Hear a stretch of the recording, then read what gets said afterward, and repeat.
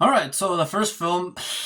Alright, so the first platform where you can present your film is YouTube. Now, the reasons are pretty simple. It's free to upload your film. YouTube is a platform where it can reach a wide variety of audiences all across the world. The only downside is competition. There's millions upon millions of filmmakers out there who want to show their film. So you're literally gonna be competing against a lot of people. But the question is, would you thrive in this environment? That's really up to you. That's really how bad you want it. And you can't just like upload your short film right away. Like, you can't just upload it out of nowhere and expect it to get lots of views. Or if, like, it depends with your intentions actually. So if you want other people to watch your film and get feedback on it, YouTube could be a place where you could get that. But you could also get it so people just watch it for the sake of entertainment. But the way in which you can find an audience that can watch your film is not through just uploading it. By building audience by consistently uploading and delivering some sort of value with your video. Either it be like a story, either it be entertainment, education, inspiration. You have to give some sort of value. And once you build up that audience, though, that amount of audience is gonna watch your film and give you feedback. If you're a filmmaker and you don't know what niche to choose, just simply choose filmmaking in general. That's a pretty broad niche and you can do lots of stuff with it. You can do film reviews, you can talk about your experiences, you can do maybe like a documentary about your film, like the film that you're gonna make. You can get really creative when it comes to film content creation. But something else you have to keep in mind is that you are very dependent on the algorithm. You really don't know when you're gonna pop off, like really pop off. It could be like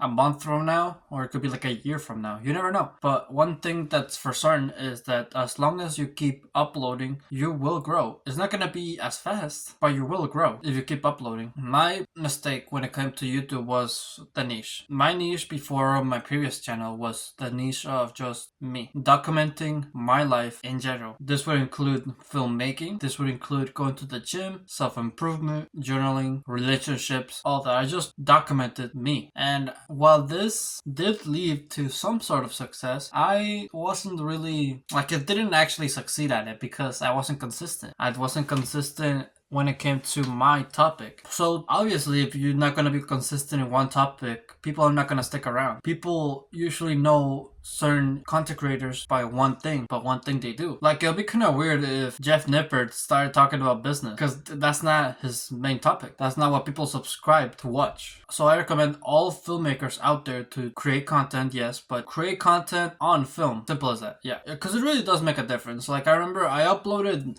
my Cyberpunk short. I have it uploaded on this channel as well, but I uploaded in two channels, right? In my first channel, when I just documented myself, that video got 56 views, that Cyberpunk video. And then in here, where I only talk about filmmaking, that video got 116 views. So it pretty much got double the views because I only focus on filmmaking in this channel. And that video is about filmmaking. That's why I do sometimes upload videos that I made for the old channel and are about filmmaking on this channel, because it relates and it does translate to a good amount of views. The only thing is that if you want someone to hire you, this wouldn't be the place. Sure, you can make YouTube videos and you can add like crazy effects, or maybe you could have crazy cinematography, or maybe you perform really well and that could lead you to a freelancing job. But if you want to get into an actual film job, I don't think this is going to be the case. Freelancing could work. That's an option that you could take. You could show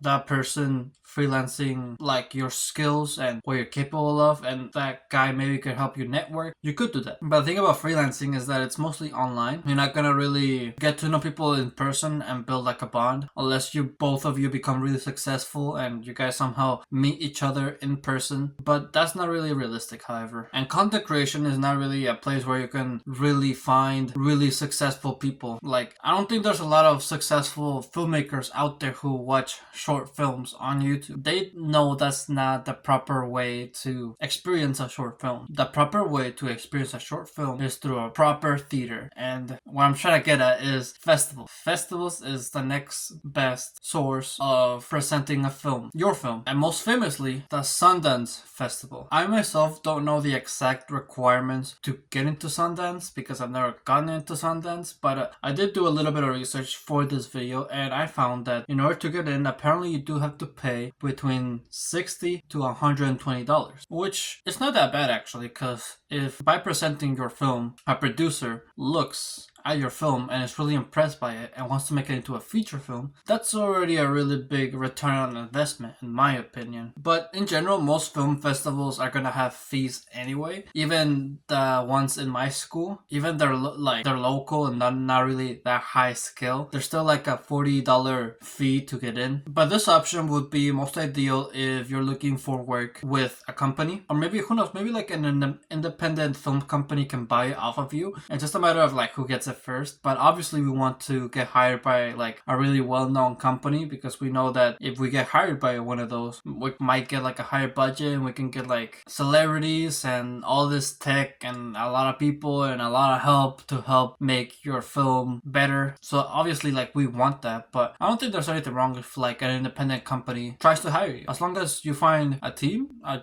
job, that's all that matters in my opinion. But once again, this job is really competitive, and I would say to a much higher scale, because even the professionals are trying to get into Sundance. So if you really want to find a job there, if you really want to wow producers, you're gonna really have to stand out, work your ass off to make your film great. However, just remember there's also an option to fund your film by yourself. You could always like start your own independent company. It can be harder, but it could also be worth it. It's up to you. It's up to what you want to do. Do you want to be your own independent filmmaker and build your own crew, or do you want to join a really respected film company? Just think about that. I would also recommend presenting your films to your professors in school, film school specifically. The reason for it is because while you don't get really a job there, like, I mean, your professors might like try to find you a job maybe, but like that's their job anyway, they're gonna do that anyway. While you don't really get a job from that, you do get something much more valuable, and that's feedback. And like I know a lot of professors in my film school that would take the time out of their day to give feedback to a film the students made, and you can take that feedback and improve on that. And then if you improve on that, you can present it in a festival and get hired.